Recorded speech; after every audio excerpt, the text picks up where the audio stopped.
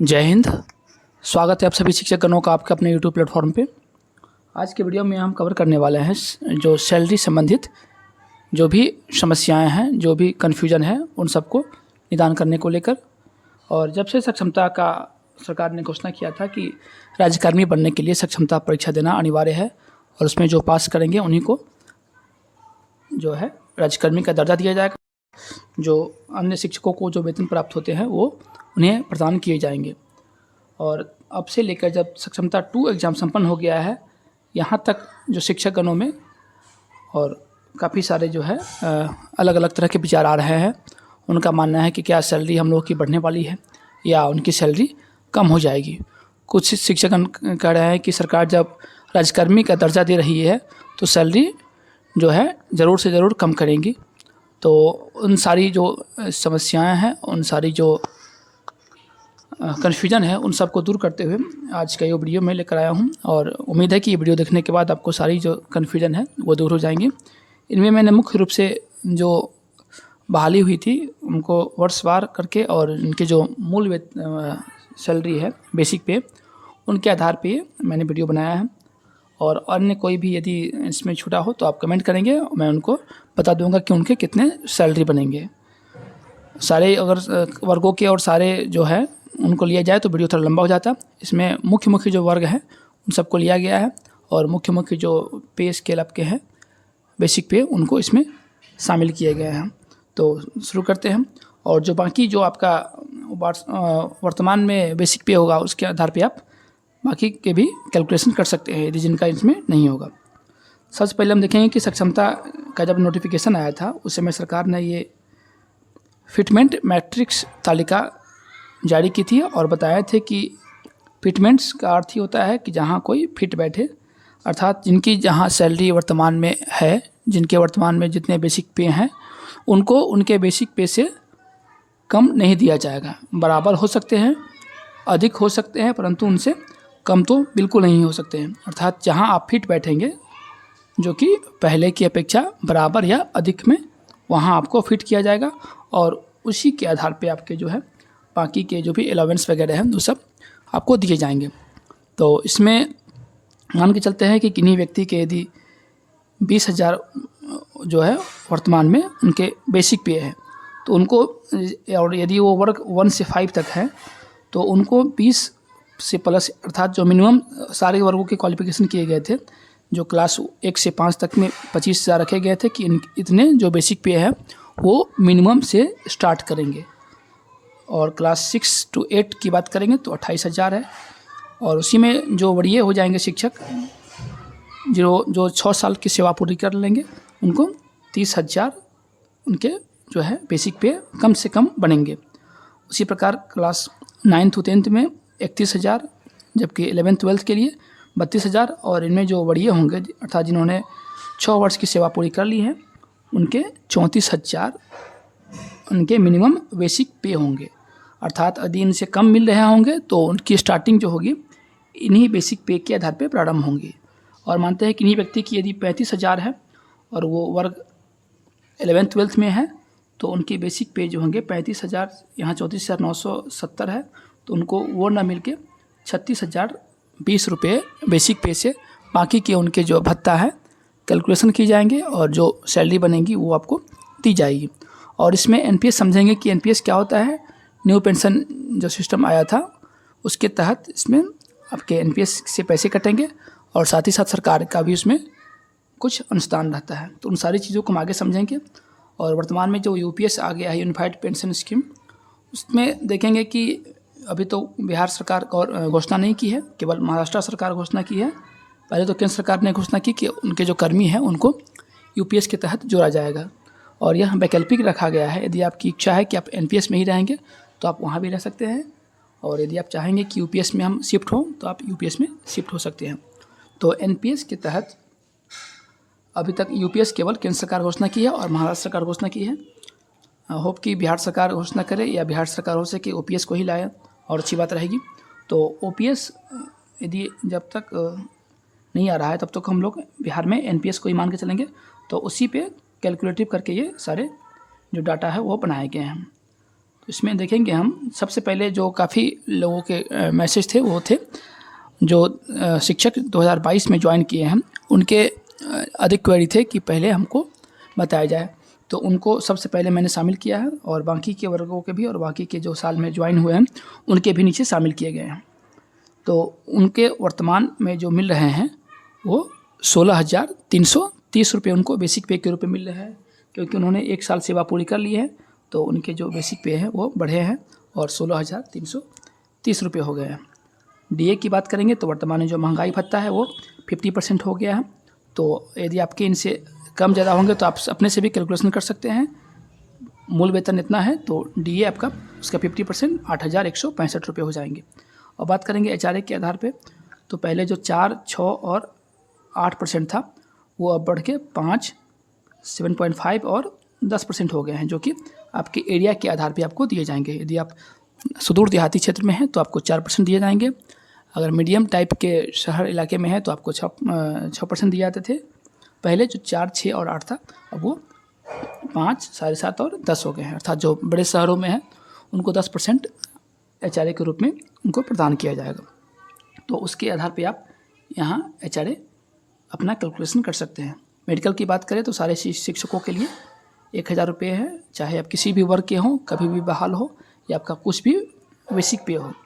और ये police department में भी मेडिकल 1,000 रुपये के रूप में ही प्रदान किया जाता है। तो इन सब को हम जब ऐड करते हैं तो आपकी जो ग्रॉस सैलरी वर्तमान में बन रही है वो है 26,312 रुपये। ये आपकी ग्रॉस सैलरी है जो कि आपका टोटल अर्निंग है।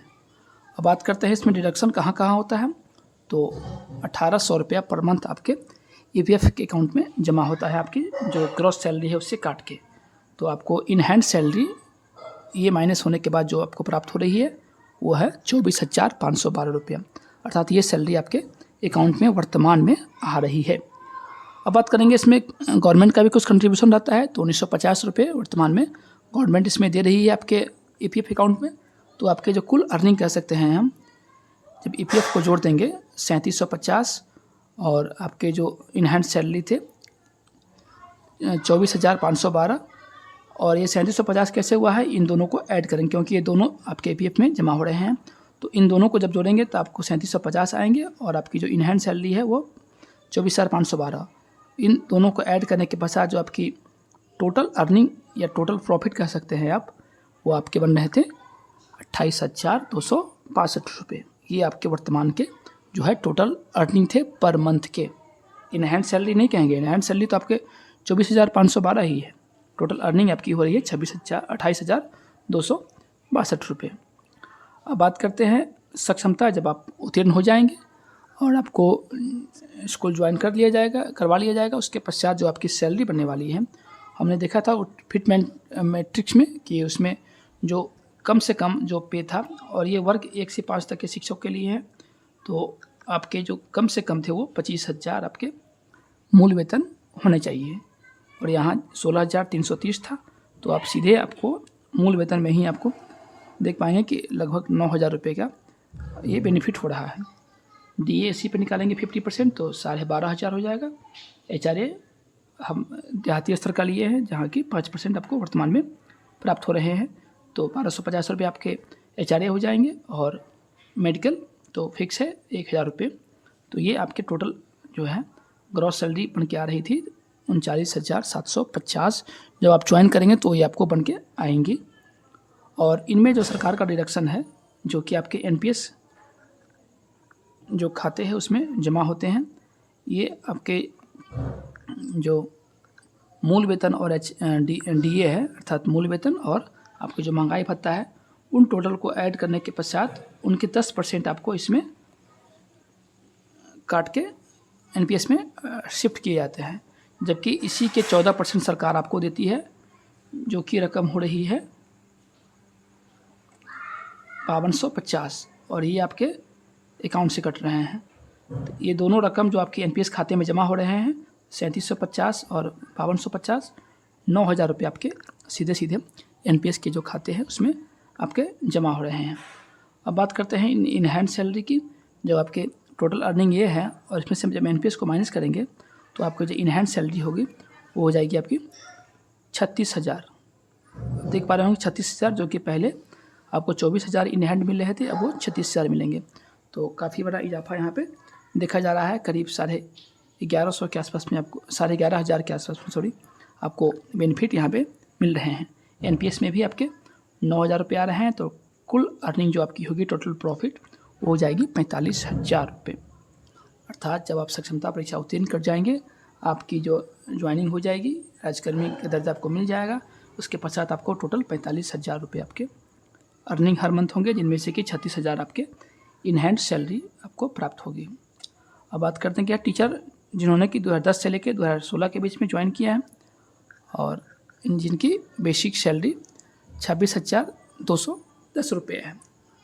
काफ़ी सारी क्वेरीज इनकी भी आई थी कि 26,210 जब सैलरी हो जाएगी तो क्या वेतन बनेंगे उनके वर्तमान जो एनपीएस पे, अर्थात जब राज्यकर्मी बन जाएंगे उस पर। तो पहले जो कि आप समझ पा रहे होंगे कि आपको जो इन हैंड सैलरी मिल रही थी 39,826, तो ये सारे तो डाटा आपको पता ही होंगे।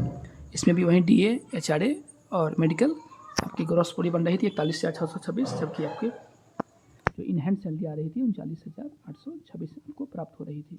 अब बात करते हैं जब वो एनपीएस में शामिल हो, अर्थात सक्षमता परीक्षा पास उत्तीर्ण पश्चात राज्यकर्मी का दर्जा प्राप्त करके नया स्कूल ज्वाइन कर लेंगे, तो उन्हें जो सैलरी मिलेगी वो अब इस प्रकार से मिलेगी। जो बेसिक पे था 26,210, उसका जो अगला स्लैब था वो था 26,250। तो आपको जो नई सैलरी बनने वाली है वो 26,250 पे बनने वाली है। डीएस का हो जाएगा 13,125, एचआरए 1,326, और ये ग्रामीण स्तर का है। आपके लोकेशन के आधार पे, आपके स्कूल के लोकेशन के आधार पे आपको एचआरए प्राप्त होंगे। मेडिकल अलाउंस तो हर जगह 1,000 रुपये है। तो इस प्रकार टोटल जो आपकी ग्रॉस सैलरी बनेगी वो बनेगी 41,701 रुपये। ये ग्रॉस सैलरी है, अर्थात टोटल आपका इनकम है।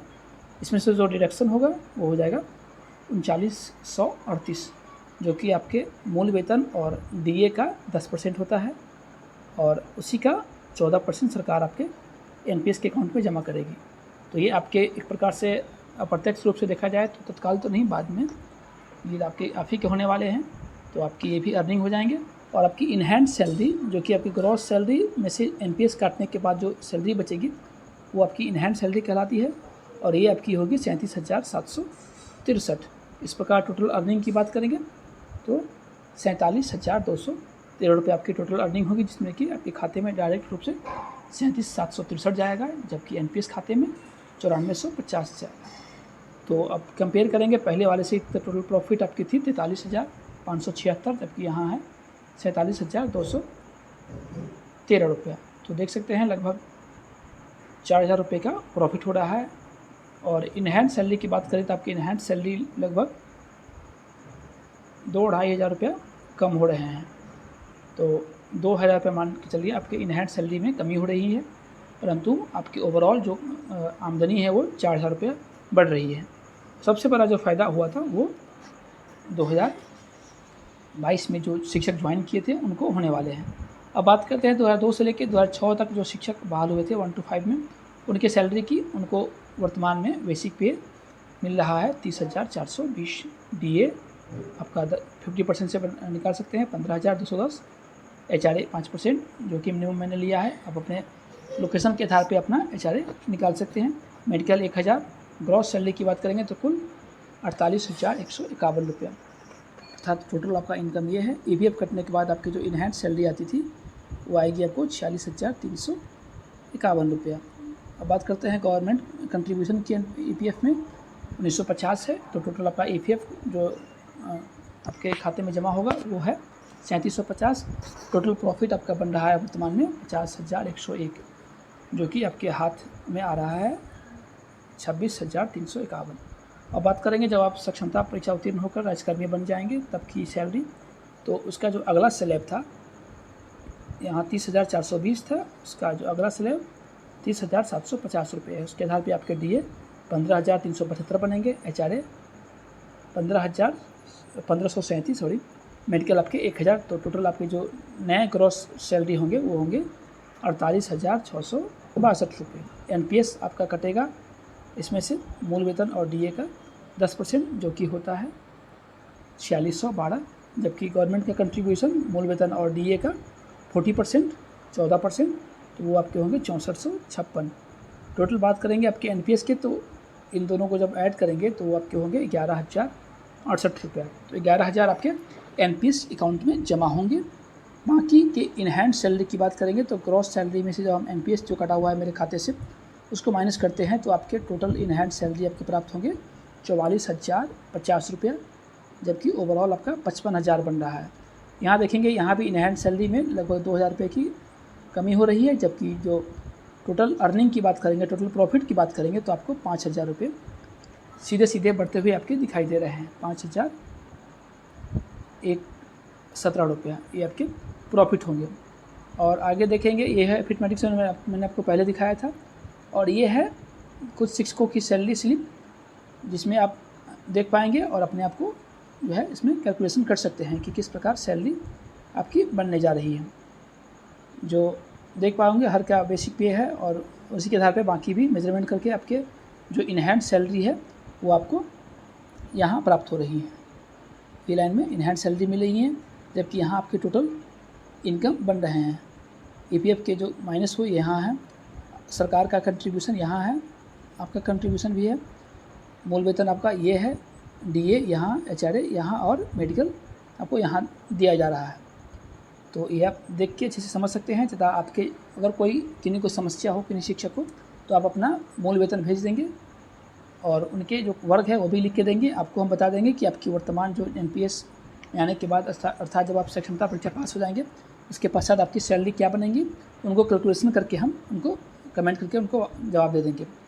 तो उम्मीद है कि आपको वीडियो पसंद आया हो। इसी प्रकार के वीडियो के लिए चैनल को सब्सक्राइब करिएगा तथा सक्षमता संबंधी किसी भी जानकारी के लिए चैनल पे आप अपडेट रहिएगा, तो आपको सारी जानकारी समय समय पे मिलती रहेंगी। तब तक के लिए अपना ख्याल रखें। जय हिंद, जय भारत।